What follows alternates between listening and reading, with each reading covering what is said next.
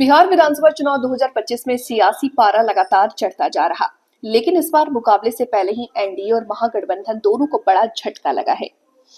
पूर्वी चंपारण की सुगोली सीट से मुकेश सहनी की विकासशील इंसान पार्टी के प्रत्याशी शशि भूषण सिंह का नामांकन तकनीकी खामियों के चलते रद्द कर दिया गया। दिलचस्प बात यह है कि शशि भूषण 2020 में इस सीट से राजद की टिकट पर विधायक बने थे और अब वीआईपी से मैदान में थे।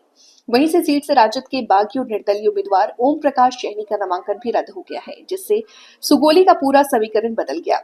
अब इस सीट पर जनसुराज पार्टी के अजय झा और एनडीए समर्थित लोजपा के उम्मीदवार राजेश कुमार उर्फ बबलू गुप्ता के बीच सीधा मुकाबला रह गया है। इससे पहले लोजपा आर के सीमा सिंह का मढ़ौरा सीट से नामांकन भी रद्द हो चुका, जिससे एनडीए और महागठबंधन दोनों ही गठबंधन एक एक सीट बिना लड़े हार चुके हैं।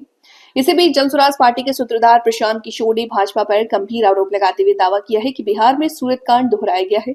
उन्होंने कहा कि जैसे लोकसभा चुनाव के दौरान गुजरात के सूरत में भाजपा ने विपक्षी उम्मीदवारों को मैदान से हटा दिया था, वैसे ही बिहार में 3 सीटों दानापुर, गोपालगंज और ब्रह्मपुर पर जनसुराज के प्रत्याशियों को धमकी और दबाव के जरिए नामांकन वापस लेने के लिए मजबूर किया गया।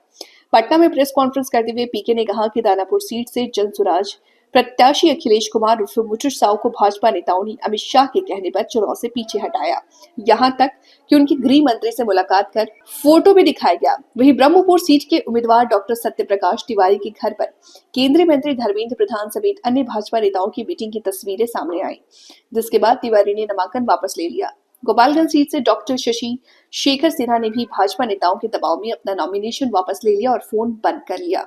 पीके ने कहा कि भाजपा और उसके सहयोगी दल लोकतंत्र की मर्यादा तोड़ रहे हैं और विपक्षी को मैदान से हटाने की साजिश कर रहे हैं। इतना ही नहीं, उन्होंने वाल्मीकि नगर सीट से जनसुराज प्रत्याशी दृग नारायण प्रसाद पर जदयू नेताओं द्वारा दबाव डालने की भी आरोप लगाई। अब बिहार की सियासत में ये मुद्दा तेजी से तुल पकड़ रहा है।